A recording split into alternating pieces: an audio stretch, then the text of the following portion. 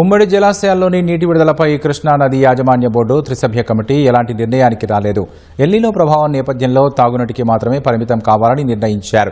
హైదరాబాద్ జలసౌధలో జరిగిన కేఆర్ఎంబీ త్రిసభ్య కమిటీ సమావేశంలో ఉమ్మడి జలాశయాలైన శ్రీశైలం, నాగార్జున సాగర్లోని నీటి వినియోగంపై చర్చించారు.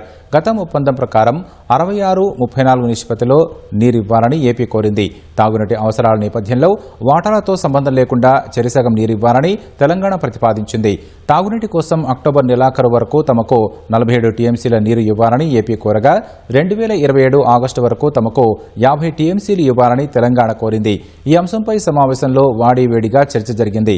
రెండు రాష్ట్రాలు భిన్నమైన వాదనలు వినిపించిన నేపథ్యంలో వచ్చే నెల 4న మరోసారి సమావేశమై తాగునీటి అవసరాలపై చర్చించాలని త్రిసభ్య కమిటీ నిర్ణయించింది.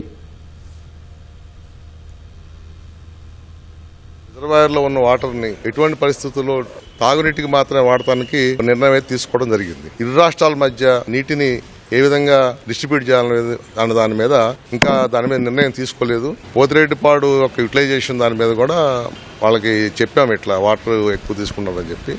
వాళ్ళు ఏమని మనకి ప్రామిస్ చేశారంటే మేము ఒక 10 టీఎంసీ మాత్రమే ప్రజెంట్ గా అయితే వాడుకుంటానికి వాళ్ళు ప్లాన్ చెప్పారు. వాళ్ళు మొదటగా ఒప్పుకున్నదంటే డ్రింకింగ్ వాటర్ నీడ్స్ మాత్రం మనం మీట్ అవుదాము రిగార్డింగ్ ఇరిగేషన్ నీడ్స్ కంటే అనేది అంగీకారం కుదుర్చుకుందాం. అదే 1 year పర్పస్ తెలంగాణ వాళ్ళు చేశారు. నేమేంటంటే 31 అక్టోబర్ వరకు అంటే ఎట్ ఏ టైం చేయడం అనేది సమంజసం కాదు.